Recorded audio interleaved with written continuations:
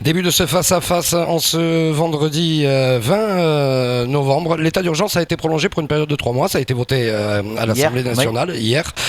Est-ce que c'est justifié pour Mayotte ? Honnêtement, je crois pas. Honnêtement, je crois pas que ce soit véritablement justifié pour Mayotte. Après, il y aura certainement, et Samuel aura certainement les bons arguments, mais je me dis que c'est disproportionné. Alors, ok, on risque, pourquoi ? On est un département français, nous aussi, mais voilà, en France, en métropole, les salles de spectacle ont été fermées, les concerts annulés, les matchs de foot, la Ligue 1, le rugby, tout annulé. Nous à Mayotte, on continue à jouer au football, au rugby, on continue à vivre normalement. Du reste, les ministres et les autorités nous disent qu'il faut vivre normalement. Bah à Mayotte, on le fait, on vit normalement. Faut pas tomber dans ce panneau, ce piège qui nous est tendu de vivre sous la psychose. Moi, j'ai le sentiment que, pour Mayotte, ça me semble disproportionné. Après, c'est toujours délicat ce genre de questions. Ouais. Voilà, vous demandez mon avis, je vous le donne. Ça me semble disproportionné. Samuel ? Bah oui, il faut le maintenir, simplement que ça se justifie pleinement à situation exceptionnelle, mesure exceptionnelle. Mayotte est exceptionnelle dans bien des termes, et d'ailleurs la ministre de l'Outre-mer l'a justifié dans sa conférence de presse sur l'état d'urgence, où elle explique qu'elle a demandé au préfet d'intensifier les reconduites à la frontière et les contrôles aux frontières. Pourquoi ? Parce que la problématique vient aussi du fait que nos frontières sont poreuses et que l'immigration est un véritable problème.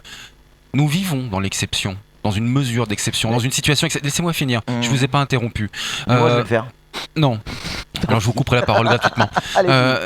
Et il va falloir faire quelque chose. Alors, comme rien n'est fait depuis des années, qu'on regarde tout s'empirer, se casser la gueule, notamment en matière d'immigration ou de délinquance, eh bien si l'état d'urgence nous permet de mettre les trous là où il y a des fuites, eh bien je dis bravo, bravo. Parce que s'il y a que ça pour qu'on puisse, y arriver, peut-être que quelqu'un va comprendre enfin qu'il faut se bouger le cul. Ouais, mettre des trous là où il y a des fuites. Non, boucher le doigt, pardon, excusez-moi. Non, moi on avait compris. Oui. Samuel, j'entends votre argument et il est cohérent, il tient la route, honnêtement.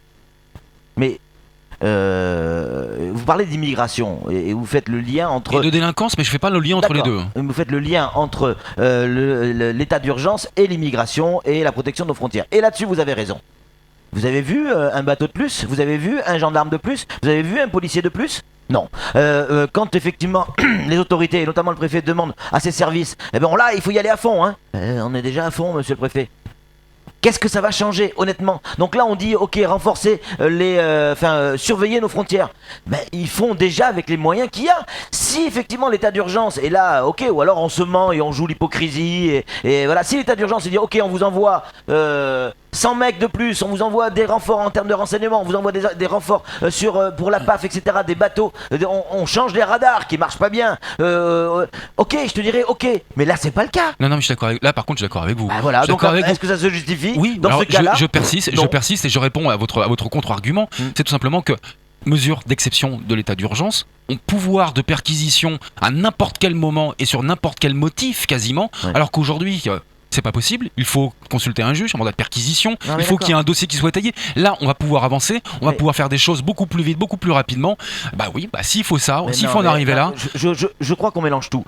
Si effectivement l'état d'urgence pour Mayotte, c'est pouvoir faire des choses en termes d'enquête ou d'investigation ou d'interpellation qu'on ne peut pas faire en temps réel, même si ça n'a rien à voir avec le terrorisme, ok, mais là, tout le monde pense état d'urgence lié au terrorisme. Attention, faut que vous relisiez la loi de 1955 sur l'état d'urgence. On ne parlait même pas de terrorisme à l'époque. On en parlait avec le FLNC, pas le FLN, pardon, en Algérie, mais on parle surtout de troubles à l'ordre public. Troubles à l'ordre public, c'était le motif. Donc, trouble à l'ordre public, c'est avec des délinquances, c'est tout ce qui est lié au trouble à l'ordre public. Tous les motifs sont bons pour pouvoir intervenir. Et c'est pas que juste des actes terroristes. On est d'accord, mais le problème n'est pas là. Après, vous pouvez essayer de... Et moi, je vous répète que nous avons tellement peu de moyens, et je suis d'accord avec vous, tellement peu de moyens. Donc si on n'a aucun moyen, à quoi sert l'état d'urgence à Mayotte ? Tant mieux qu'on ait des mesures d'exception pour permettre aux forces de l'ordre d'avancer beaucoup plus vite. L'état d'urgence a un intérêt si on vous donne les moyens. Voilà. Sinon, on reste comme on est. L'état d'urgence, ça dure une semaine avec le deuil, etc. Ok, très bien. Après, si vous me dites, l'état d'urgence va servir effectivement à aller choper des mecs qui ont braqué une boulangerie, ok, d'accord. Mais dans ce cas-là, c'est pas l'état d'urgence. Ça veut dire quoi? Qu'au bout de 3 mois, on arrête d'aller chercher les mecs? Ça veut dire que peut-être qu'il faut revoir certaines lois. Je dis simplement qu'il faut. Mais l'état d'urgence tel qu'on l'imagine aujourd'hui, je suis désolé, sans moyens. Je dis simplement qu'il faut profiter de la période justement pour aller plus vite alors qu'on n'a pas de moyens alloués. Mais plus vite sur quoi? Comment? Surtout, à tous les niveaux, sur l'état sécuritaire. Allez plus vite pour renforcer les frontières. Avec quel bateau? Vous n'écoutez pas, Patrick. Vous n'écoutez pas. Vous avez les oreilles bouchées. Je vous dis juste, les armes juridiques qui sont proposées par l'état d'urgence doivent être utilisées. Aujourd'hui.